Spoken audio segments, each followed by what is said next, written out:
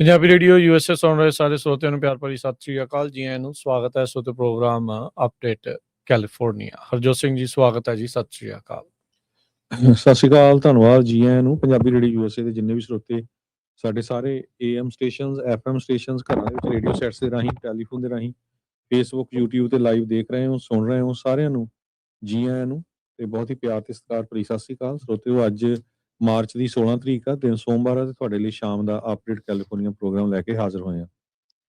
ਸਾਡੇ ਅੱਜ ਦੇ ਇਸ ਪ੍ਰੋਗਰਾਮ ਨੂੰ ਤੁਹਾਡੇ ਸਾਰਿਆਂ ਤੱਕ ਪਹੁੰਚਾਉਣ 'ਚ ਸਹਿਯੋਗ ਕਰਦੇ ਨੇ ਖਾਲਸਾ ਇੰਸ਼ੋਰੈਂਸ ਏਜੰਸੀ, ਜਿਨ੍ਹਾਂ ਦੇ ਕੋਲੋਂ ਹਰ ਇੱਕ ਤਰੀਕੇ ਦੀ ਇੰਸ਼ੋਰੈਂਸ ਕਰਵਾ ਸਕਦੇ ਹੋ। ਇੰਸ਼ੋਰੈਂਸ ਬਾਰੇ ਪਤਾ ਕਰਨ ਲਈ ਕਾਲ ਕਰ ਸਕਦੇ ਹੋ 408-272-2500। Tirkyana immigration law firm US immigration ਦਾ ਹੋਵੇ ਕਿਸੇ ਵੀ ਤਰੀਕੇ ਦਾ ਕੰਮ, call attorney J Tirkyana 415-909-0503। Gurbachan Singh Nagra Sacramento, Kulwant Singh Jaspal Kaur Johal, Satnam Singh Tatla Yuba City, Gurdev Singh Sohal, Baljinder Singh, Rishpal Kaur Johal Antelope, Jaswinder Nagra Roseville, Avtar Singh Manzil Clovis, Joga Singh Pawar Orangevale, Sarabjit Singh Dhoot Yuba City, Gurnek Singh Bagri Fresno, Paramjit Singh Dakha Berkeley. ਇਹਨਾਂ ਸਾਰਿਆਂ ਦਾ ਧੰਨਵਾਦ। ਜੇ ਤੁਸੀਂ ਵੀ ਇਸ ਪ੍ਰੋਗਰਾਮ ਨੂੰ ਸਪਾਂਸਰ ਕਰਨਾ ਚਾਹੁੰਦੇ ਹੋ ਸੰਪਰਕ ਕਰ ਸਕਦੇ ਹੋ 408-722-7698। ਅੱਜ ਦੀਆਂ ਖਬਰਾਂ ਵੱਲ ਚੱਲੀਏ ਤੇ ਪ੍ਰੈਜ਼ੀਡੈਂਟ ਡੋਨਾਲਡ ਟਰੰਪ ਹੁਣੀ ਕਾਫੀ ਅਪਸੈਟ ਆ, ਕਿਉਂਕਿ ਜੋ ਵੀ ਉਹਨਾਂ ਦੇ ਯੂਐਸ ਦੇ ਪਾਰਟਨਰਸ ਹੈਗੇ ਆ, ਉਹਨਾਂ ਨੇ ਹਾਰਮੋਜ਼ ਵਾਰਸ਼ਿਪ ਐਸਕੌਰਟ ਦੇ ਵਿੱਚ ਹਿੱਸਾ ਲੈਣਾ ਜਿਹੜਾ ਆ ਉਸ ਤੋਂ ਨਾ ਕਰ ਦਿੱਤੀ ਹੈਗੀ ਆ। ਆਪਾਂ ਸਵੇਰੇ ਵੀ ਤੁਹਾਡੇ ਨਾਲ ਖਬਰਾਂ ਸਾਂਝੀਆਂ ਕੀਤੀਆਂ ਸੀ ਭਈ ਮੈਜੋਰਟੀ ਜਿਹੜੇ ਮੁਲਕ ਆ ਉਹ ਹਾਮੀ ਨਹੀਂ ਭਰ ਰਹੇ ਹੈਗੇ। ਰੋਇਟਰਸ ਦੇ ਮੁਤਾਬਕ ਯੂਐਸ ਦੇ ਬਹੁਤ ਸਾਰੇ ਜੋ ਅਲਾਈਜ਼ ਆ, ਉਹਨਾਂ ਨੇ ਪ੍ਰੈਜ਼ੀਡੈਂਟ ਡੋਨਾਲਡ ਟਰੰਪ ਉਹਨਾਂ ਦੀ ਇਸ ਕਾਲ ਨੂੰ ਪਰਾਂ ਸੁੱਟ ਦਿੱਤਾ ਆ ਵੀ ਅਸੀਂ ਤੁਹਾਡਾ ਸਾਥ ਦੇਵਾਂਗੇ ਸਟੇਟ ਆਫ ਹਾਰਮੋਜ਼ ਚੋਂ ਜੋ ਤੇਲ ਵਾਲੇ ਵਾਰ ਜਿਹੜੇ ਹੈਗੇ ਟੈਂਕਰਸ ਆ ਉਹਨਾਂ ਨੂੰ ਪਾਰ ਕਰਾਉਣ ਦੇ ਲਈ। ਯੂਐਸ ਇਜ਼ਰਾਈਲੀ ਵਾਰ ਇਰਾਨ ਦੇ ਜਿਹੜੀ ਹੈਗੀ ਆ US Israeli war on Iran ਤੀਜੇ ਹਫ਼ਤੇ ਦੇ ਵਿੱਚ ਪਹੁੰਚ ਚੁੱਕੀ ਹੈਗੀ ਆ। ਜੋ ਸਟੇਟ ਆਫ ਹਾਰਮੋਜ਼ ਆ ਬੜੀ ਕ੍ਰਿਟੀਕਲ ਆ, ਕਿਉਂਕਿ 20% ਦੁਨੀਆ ਦਾ ਤੇਲ ਇਨ ਜਿਹੜਾ ਤੇ ਲਿਕੁਇਫਾਈਡ ਨੈਚੁਰਲ ਗੈਸ ਇੱਥੋਂ ਜਿਹੜੀ ਨਿਕਲਦੀ ਹੈਗੀ ਆ। ਸੋ ਇਹ ਈਵਨ ਨਾਟੋ ਦੇ ਜਿਹੜੇ ਮੈਂਬਰਸ ਆ ਉਹਨਾਂ ਨੇ ਵੀ ਕਿਸੇ ਤਰ੍ਹਾਂ ਦੀ ਜਿਹੜੀ ਹਾਮੀ ਆ ਨਹੀਂ ਭਰੀ। ਕੈਨੇਡਾ ਵਾਲਿਆਂ ਨੇ ਟੋਟਲੀ ਜਿਹੜਾ ਜਵਾਬ ਦੇ ਦਿੱਤਾ ਵੀ ਅਸੀਂ ਇਸ ਲੜਾਈ ਦੇ ਵਿੱਚ ਨਹੀਂ ਇੰਟਰਫੇਅਰ ਹੋਣਾ ਚਾਹੁੰਦੇ।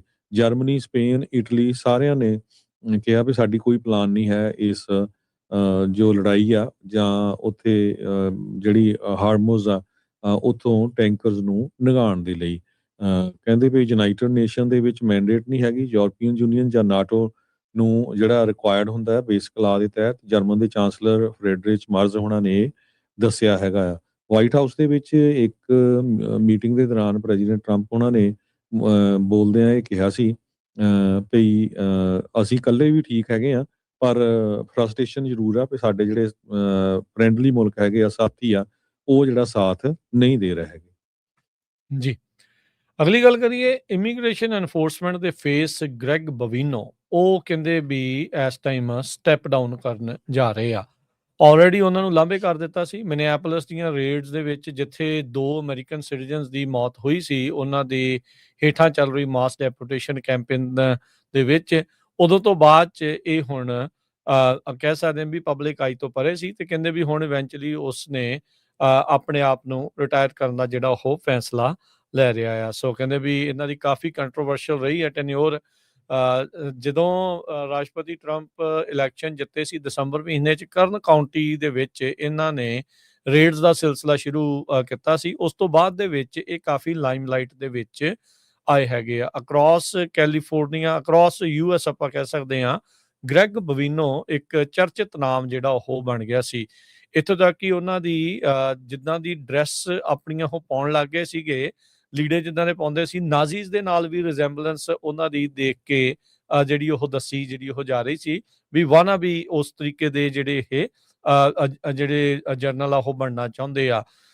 ਅਥਰੂ ਗੈਸ ਦੇ ਗੋਲੇ, ਗਰਨੇਡ, ਕਾਫੀ ਭਾਰੀ ਭਰਕਮ ਜਿੱਦਾਂ ਕਹਿ ਸਕਦੇ ਹਾਂ ਵੀ ਉਹਨਾਂ ਨੇ ਚੀਜ਼ਾਂ ਜਿਹੜੀਆਂ ਪਹਿਨ ਕੇ ਅਕਸਰ ਜਾਂਦੇ ਸੀ। ਆਲੇ ਦੁਆਲੇ ਇਹਨਾਂ ਦੇ ਹਮੇਸ਼ਾ ਹੀ CBP ਦੇ ਜਿਹੜੇ ਏਜੰਟਸ ਆ ਇਹਨਾਂ ਦੀ ਸੁਰੱਖਿਆ ਦੇ ਲਈ ਮੌਜੂਦ ਰਹਿੰਦੇ ਸੀਗੇ। DHS ਦੇ ਸਪੋਕਸ ਪਰਸਨ ਨੇ ਉੱਦਾਂ ਕਿਹਾ ਵੀ ਉਹਨਾਂ ਨੇ ਅਜੇ ਰਿਟਾਇਰਮੈਂਟ ਪੇਪਰ ਵਰਕ ਸਬਮਿਟ ਜਿਹੜਾ ਉਹ ਨਹੀਂ ਕੀਤਾ, ਪਰ ਫੌਕਸ ਨਿਊਜ਼ ਰਿਪੋਰਟ ਜਿਹੜਾ ਉਹ ਕਰ ਰਿਹਾ ਆ ਵੀ ਗ੍ਰੈਗ ਬਵੀਨੋ ਉਹ ਕਹਿੰਦੇ ਵੀ ਰਿਟਾਇਰ ਜਿਹੜਾ ਉਹ ਹੋਣ ਜਾ ਰਹੇ ਆ। ਇਵੈਂਚੁਅਲੀ ਹੋ ਸਕਦਾ ਵੀ ਮਿਨਿਆਪੋਲਿਸ ਦੇ ਵਿੱਚ ਜਿਹੜੀਆਂ ਇਹਨਾਂ ਦੀ ਨਿਗਰਾਨੀ ਹੇਠ ਚੱਲ ਰਹੀ ਡੈਪੂਟੇਸ਼ਨ ਦੀਆਂ ਜਿਹੜੀਆਂ ਸਿਲਸਿਲਾ ਸੀਗਾ, ਕੈਂਪੇਨ ਜਿਹੜਾ ਉਹ ਚੱਲ ਰਿਹਾ ਸੀ, ਵੀ ਉਹ ਜਿਹੜੀਆਂ 2 ਮੌਤਾਂ ਹੋਈਆਂ ਉਸ ਦੇ ਲਈ ਇਹਨਾਂ ਨੂੰ ਕਿਤੇ ਨਾ ਕਿਤੇ ਜਵਾਬਦੇਹ ਵੀ ਬਣਾਇਆ ਜਾ ਸਕੇ। ਕਈ ਵਾਰੀ ਇਹਨਾਂ ਨੂੰ ਅਦਾਲਤ ਦੇ ਵੱਲੋਂ ਝਾੜ ਜਿਹੜੀ ਉਹ ਪਾਈ ਗਈ ਸੀਗੀ ਵੀ ਤੁਸੀਂ ਅਦਾਲਤ ਦੇ ਜੋ ਫੈਸਲੇ ਆ ਉਹਨਾਂ ਦੀ ਉਲੰਘਣਾ ਕਰ ਰਹੇ ਹੋ, ਉਹਨਾਂ ਨੂੰ ਤੁਸੀਂ ਕਿਉਂ ਨਹੀਂ ਮੰਨਦੇ ਹੈਗੇ। ਗਵਰਨਰ ਕੈਲੀਫੋਰਨੀਆ ਦੇ ਨਿਊਸਮ ਆ, ਉਹਨਾਂ ਨੇ ਇਸ ਖਬਰ ਤੋਂ ਬਾਅਦ 'ਚ ਟਿੱਪਣੀ ਜਿਹੜੀ ਉਹ ਕੀਤੀ, ਕਹਿੰਦੇ good riddance, you ruined lives, spread fear and spew hatred. If you are remembered, it will be as smallest man who ever lived. ਸੋ ਉਹਨਾਂ ਨੇ ਤਿੱਖੀ ਟਿੱਪਣੀ ਕਹਿ ਸਕਦੇ ਹਾਂ ਵੀ ਗਵਰਨਰ ਨਿਊਸਮ ਨੇ ਇਹਨਾਂ ਦੇ ਉੱਤੇ ਜਿਹੜੀ ਉਹ ਕੀਤੀ ਹੈਗੀ ਆ। ਐਲੈਕਸ ਪ੍ਰੈਟੀ ਦੀ ਮੌਤ ਤੋਂ ਬਾਅਦ ਦੇ ਵਿੱਚ ਇਹ ਕਾਫੀ ਜ਼ਿਆਦਾ ਮਾਮਲਾ ਜਿਹੜਾ ਮਾਸ ਡੈਪੋਟੇਸ਼ਨ ਕੈਂਪੇਨ ਚੱਲ ਰਿਹਾ ਸੀ ਉਹ ਭਖਿਆ ਸੀ। ਲੋਕਾਂ ਦੀ ਕਾਫੀ ਪਬਲਿਕ ਆਊਟਕ੍ਰਾਈ ਤੋਂ ਬਾਅਦ 'ਚ ਮਾਮਲਾ ਜਿਹੜਾ ਉਹਨਾਂ ਨੇ ਉਸ ਤਰੀਕੇ ਦਾ ਕਹਿ ਸਕਦੇ ਆ ਵੀ ਕਾਰਵਾਈਆਂ ਉਹਨਾਂ ਨੇ ਘਟਾ ਦਿੱਤੀਆਂ ਆ। ਅਗਲੀ ਖਬਰ ਵੀ ਇਮੀਗ੍ਰੇਸ਼ਨ ਦੇ ਨਾਲ ਰਿਲੇਟਡ ਹੈਗੀ ਆ। ਬਹੁਤ ਸਾਰੇ ਜਿਹੜੇ ਲਾਇਰਸ ਆ ਉਹ ਇਹ ਕਹਿ ਰਹੇ ਆ ਵੀ ਕ੍ਰਿਸਟੀ ਨੋਇਮ ਨੇ ਜੋ ਪਹਿਲਾਂ ਸੈਕਟਰੀ ਸੀਗੀ department of homeland security the 170 US citizen ਨੂੰ ਡਿਟੇਨ ਕੀਤਾ ਸੀ, ਜਿਹਦੇ ਵਿੱਚੋਂ 8 ਤੋਂ 10 ਯੂਐਸ ਸਿਟੀਜ਼ਨ ਤਾਂ ਰਿਮੂਵ ਵੀ ਕਰ ਦਿੱਤੇ ਸੀ ਅਮਰੀਕਾ ਦੇ ਵਿੱਚੋਂ। ਹੁਣ ਜਿਹੜੇ ਨਵੇਂ ਸੈਕਟਰੀ ਆ ਰਹੇ ਹੈਗੇ ਆ ਮਾਰਕ ਵੇਨ ਮੂਲਨਸ, ਉਹ ਵੀ ਜਿਹੜੇ ਕਾਫੀ ਸਟ੍ਰਿਕਟ ਗਿਣੇ ਜਾਂਦੇ ਹੈਗੇ ਆ। ਕਹਿੰਦੇ ਵੀ ਹੁਣ ਨਵੇਂ ਸੈਕਟਰੀ ਦੇ ਅੰਡਰ ਬਹੁਤ ਸਾਰੀਆਂ ਜਿਹੜੀਆਂ ਪ੍ਰਾਇਓਰਟੀਜ਼ ਆ ਉਹ ਉਹਨਾਂ ਨੇ ਆਪਣੀਆਂ ਵਧਾਈਆਂ ਹੈਗੀਆਂ, ਜਿਹਦੇ ਵਿੱਚ ਉਹ ਗ੍ਰੀਨ ਕਾਰਡ ਹੋਲਡਰਸ ਦੇ ਵੱਲ ਵੀ ਜਿਹੜਾ ਬਹੁਤ ਜ਼ਿਆਦਾ ਧਿਆਨ ਰੱਖਣਗੇ। ਸੋ ਜਿਹੜੇ ਲੋਕ ਗ੍ਰੀਨ ਕਾਰਡ ਹੋਲਡਰਸ ਹੈਗੇ ਆ ਉਹਨਾਂ ਨੂੰ ਬਹੁਤ ਧਿਆਨ ਰੱਖਣਾ ਪਊਗਾ, ਕਿਉਂਕਿ ਆਪਣੀ ਪਰਮਾਨੈਂਟ ਰੈਜ਼ੀਡੈਂਸੀ ਨੂੰ ਕੀਪ ਕਰਨ ਦੇ ਲਈ ਤੇ ਸਿਟੀਜ਼ਨ ਬਣਨ ਦੇ ਲਈ ਕਹਿੰਦੇ ਵੀ ਸਭ ਤੋਂ ਪਹਿਲਾਂ ਤਾਂ ਟੈਕਸ ਜਿਹੜੇ ਆਪਣੇ ਫਿਕਸ ਕਰਕੇ ਰੱਖੋ। ਅਟਾਰਨੀਜ਼ ਇਹ ਬਹੁਤ ਕਹਿ ਰਿਹਾ ਵੀ ਟੈਕਸ ਇਸ਼ੂ ਜਿਹੜੇ ਆ ਇਹ ਟ੍ਰਿਗਰ ਕਰੂਗੇ ਪਬਲਿਕ ਚਾਰਜ ਔਰ ਸਮ ਟਾਈਪ ਆਫ ਫੈਲਨੀ। ਸੋ ਜਿਹੜੇ ਗ੍ਰੀਨ ਕਾਰਡ ਅਪਲਾਈ ਕਰ ਰਹੇ ਆ ਜਾਂ ਗ੍ਰੀਨ ਕਾਰਡ ਹੋਲਡਰਸ ਹੈਗੇ ਆ ਉਹਨਾਂ ਨੂੰ ਜਿਹੜੇ ਟੈਕਸਸ ਆ ਜਿਹੜਾ ਆਪਾਂ ਕੰਮ ਕਰਦੇ ਆ ਉਹ ਜ਼ਰੂਰ ਫਾਈਲ ਕਰਨੇ ਚਾਹੀਦੇ ਆ, ਲੇਟ ਨਹੀਂ ਹੋਣਾ ਚਾਹੀਦਾ ਤੇ ਕਿਸੇ ਤਰ੍ਹਾਂ ਦੀ ਪਲੰਟੀ ਵਗੈਰਾ ਨਹੀਂ ਲੇਟ ਹੋਣੀ ਚਾਹੀਦੀ। ਦੂਸਰਾ ਉਹਨਾਂ ਨੇ ਕਿਹਾ ਵੀ ਲੰਮੇ ਟ੍ਰਿਪ ਜਿਹੜੇ ਯੂਐਸ ਤੋਂ ਬਾਹਰ ਜਾਣੇ ਬੰਦ ਕਰੋ। 6 ਮਹੀਨਿਆਂ ਦੇ ਵਿੱਚ ਤੁਹਾਨੂੰ ਵਾਪਸ ਆਉਣਾ ਚਾਹੀਦਾ ਹੈਗਾ।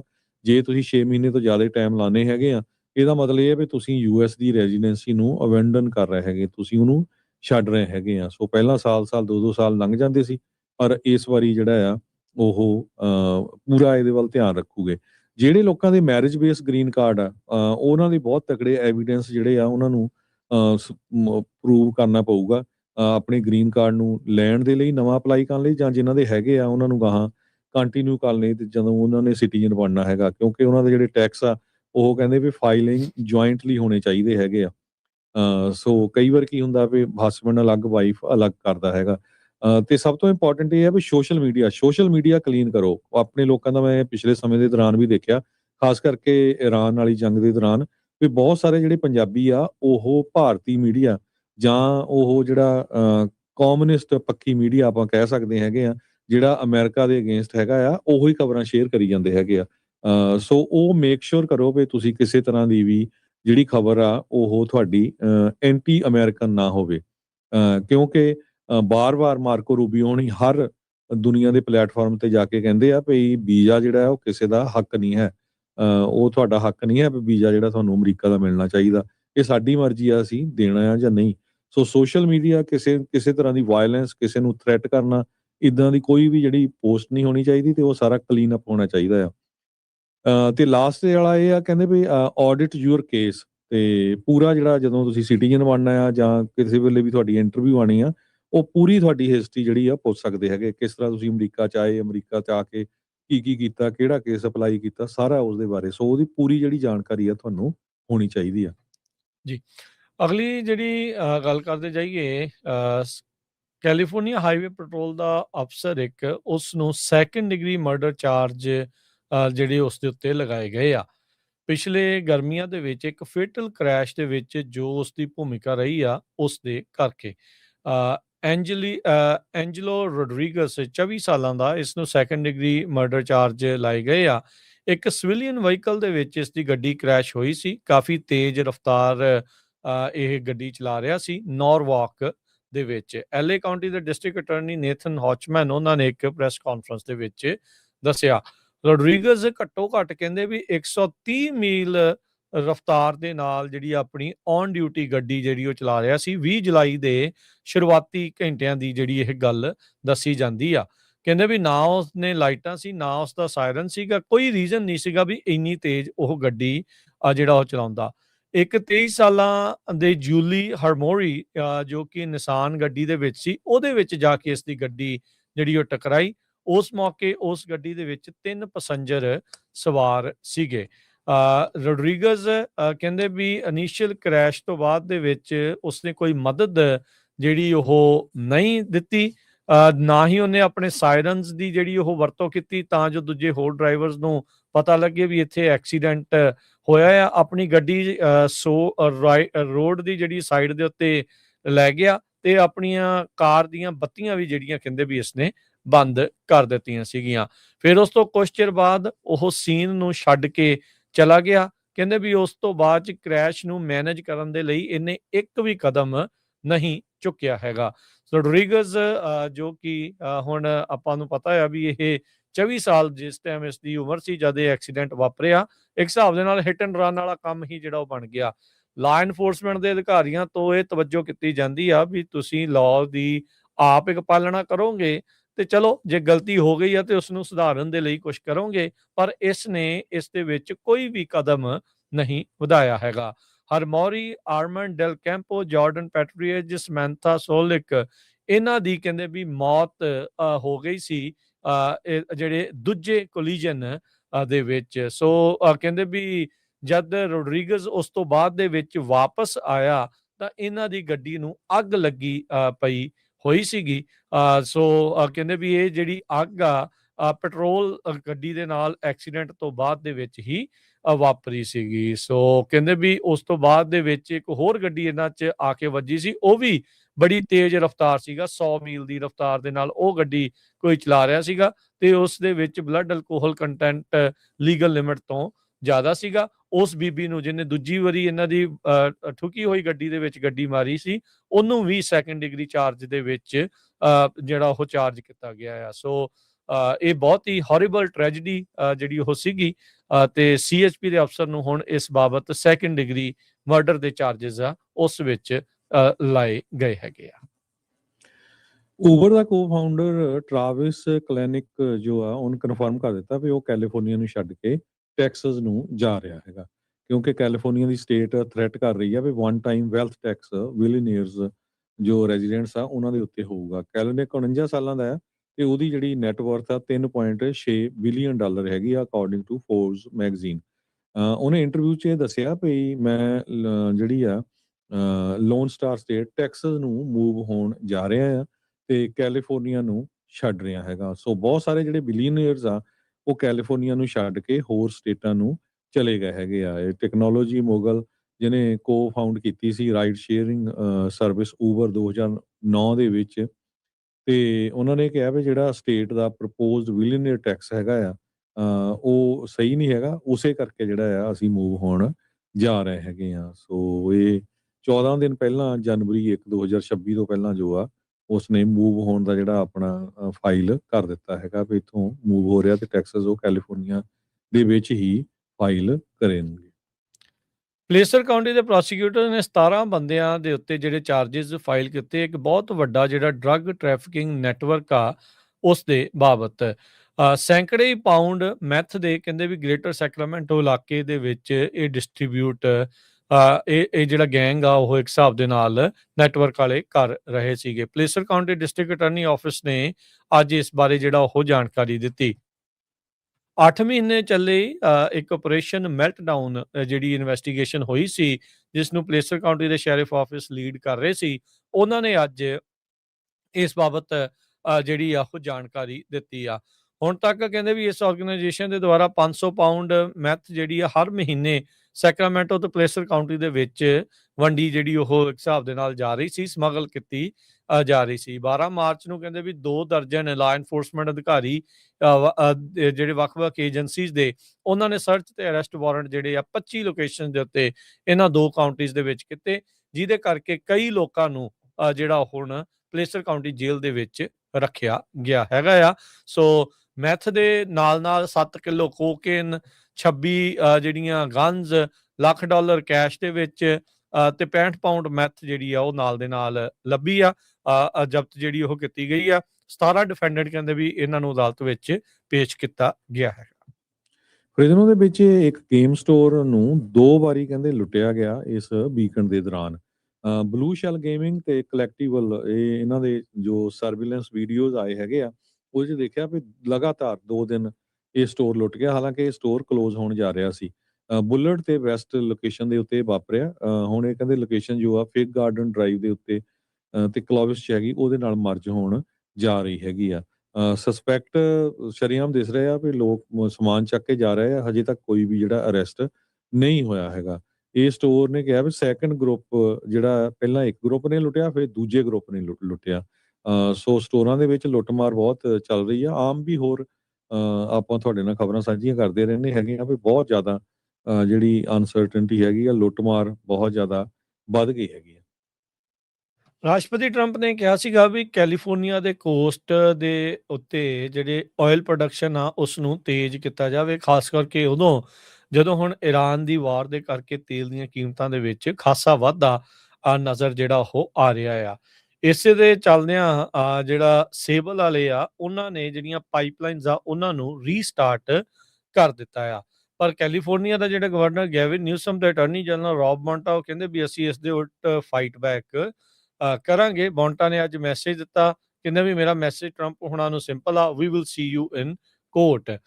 ਲਾਸਟ ਫਰਾਈਡੇ ਕਹਿੰਦੇ ਵੀ ਟਰੰਪ ਹੁਣਾਂ ਨੇ ਆਪਣੀਆਂ ਜਿਹੜੀਆਂ ਐਮਰਜੈਂਸੀ ਪਾਵਰਸ ਆ ਉਸ ਨੂੰ ਇਨਵੋਕ ਕਰਦੇ ਹੋਏ ਸੈਂਟਾ ਯੈਨਸ ਪਾਈਪਲਾਈਨ ਸਿਸਟਮ ਜਿਹੜਾ ਲਾਸ ਫਲੈਰਸ ਕੈਨੀਅਨ ਤੋਂ ਪੈਂਟਲੈਂਡ ਸਟੇਸ਼ਨ ਤੱਕ ਜਿਹੜਾ ਉਹ ਜਾਂਦਾ ਆ ਸਾਈਟ ਡਿਫੈਂਸ ਪ੍ਰੋਡਕਸ਼ਨ ਐਕਟ ਦੇ ਤਹਿਤ ਉਸ ਨੂੰ ਚਾਲੂ ਕਰਨ ਦੇ ਲਈ ਆਖਿਆ ਸੀਗਾ। ਇਹਨਾਂ ਨੇ ਕਿਹਾ ਵੀ ਜਿਹੜੀਆਂ ਲਾਅ ਗ੍ਰਾਂਟਸ ਆ ਲਾਅ ਕਰਦਾ ਆ ਇੱਕ ਹਿਸਾਬ ਦੇ ਨਾਲ ਟਰੰਪ ਹੁਣਾਂ ਨੂੰ ਇਹ ਇਜਾਜ਼ਤ ਦਿੰਦਾ ਆ ਵੀ ਉਹ ਪ੍ਰਾਈਵੇਟ ਇੰਡਸਟਰੀ ਨੂੰ ਡਾਇਰੈਕਟ ਕਰ ਸਕਣ ਵੀ ਨੈਸ਼ਨਲ ਡਿਫੈਂਸ ਨੀਡਸ ਦੇ ਵਿੱਚ ਜਿਸ ਵਿੱਚ એનર્ਜੀ ਵੀ ਆਉਂਦੀ ਆ। ਸੇਬਲ ਆਫਸ਼ੋਰ ਕਾਰਪੋਰੇਸ਼ਨ ਜੋ ਕਿ ਆਪਰੇਟ ਕਰਦੀ ਹੈ ਇਸ ਪਾਈਪਲਾਈਨ ਨੂੰ, ਉਹਨਾਂ ਨੇ ਅਗਲੇ ਦਿਨ ਹੀ ਇਸ ਦੇ ਉੱਤੇ ਕਾਰਵਾਈ ਕਰਦੇ ਹੋਏ ਕੰਮਕਾਜ ਜਿਹੜਾ ਉਹ ਸ਼ੁਰੂ ਕਰ ਦਿੱਤਾ। 2015 ਤੋਂ ਬਾਅਦ ਚ ਪਹਿਲੀ ਵਾਰ ਹਰਜੋਤ ਸਿੰਘ ਜੀ ਇਸ ਜਿਹੜੀ ਸੈਂਟਰਲ ਕੋਸਟ ਪਾਈਪਲਾਈਨ ਆ ਉਸ ਦੇ ਵਿੱਚ ਤੇਲ ਜਿਹੜਾ ਉਹ ਦੌੜਿਆ ਹੈਗਾ ਆ।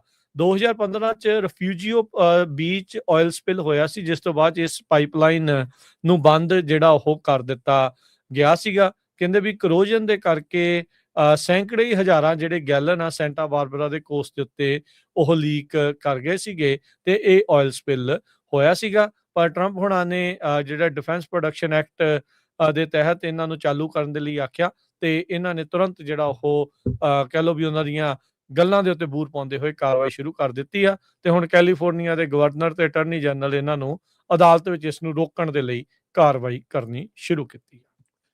ਕੈਲੀਫੋਰਨੀਆ ਦੇ ਜਿਹੜੇ ਰੀਅਲ ਸਟੇਟ ਏਜੰਟਸ ਆ ਉਹ ਕਹਿੰਦੇ ਕਾਫੀ ਵਿਪਲੈਸ਼ ਫੀਲ ਕਰ ਰਹੇ ਆ ਗਲੋਬਲ ਅਨਸਰਟਨਟੀ ਨੂੰ ਲੈ ਕੇ। ਬਹੁਤ ਹੀ ਕ੍ਰੇਜ਼ੀ ਟਾਈਮ ਇਸ ਟਾਈਮ ਦੇ ਉੱਤੇ ਚੱਲ ਰਿਹਾ। ਯੂਜੂਅਲੀ ਕੀ ਹੁੰਦਾ ਆ ਵੀ ਇਸ ਮਹੀਨੇ ਦੇ ਵਿੱਚ ਮਾਰਚ, ਅਪ੍ਰੈਲ, ਮਈ, ਜੂਨ ਜਿਹੜੀ ਰੀਅਲ ਸਟੇਟ ਮਾਰਕੀਟ ਆ ਉਹ ਕਾਫੀ ਪਿਕ ਕਰਦੀ ਹੈਗੀ ਆ।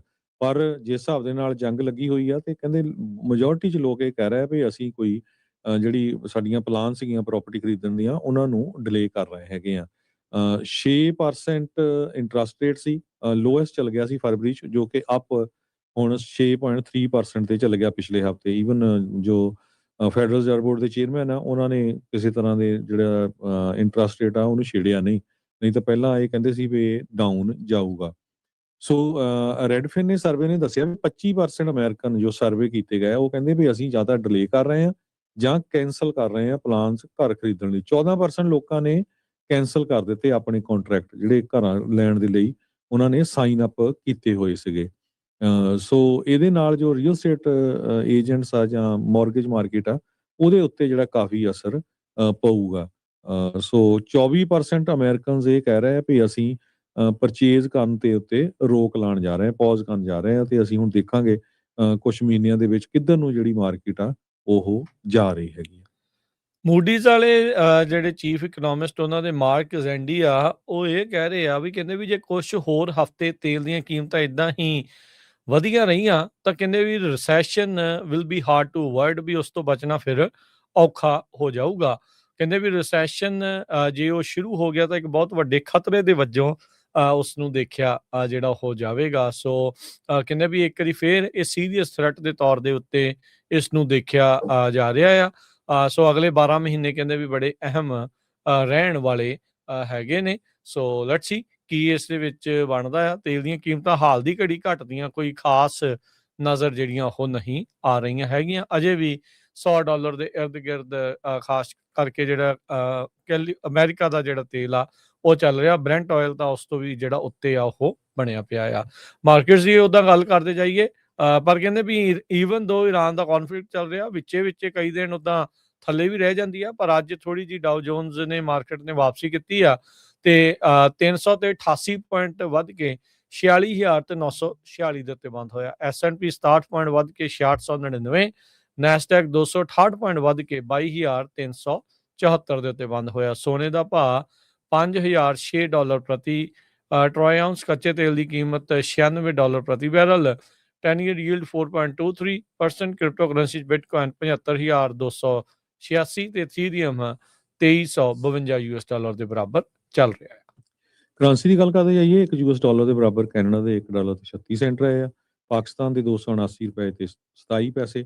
ਇੰਡੀਆ ਦੇ $92 ਤੇ 26 ਪੈਸੇ। ਪ੍ਰੋਗਰਾਮ ਦੀ ਇੱਥੇ ਸਮਾਪਤੀ। ਮਿਲਦੇ ਹਾਂ ਅਗਲੀ ਵਾਰੀ। ਸਭ ਨੂੰ ਪਿਆਰ ਭਰੀ ਸਤਿ ਸਤਿ ਸ਼੍ਰੀ ਸ਼੍ਰੀ ਅਕਾਲ। ਅਕਾਲ।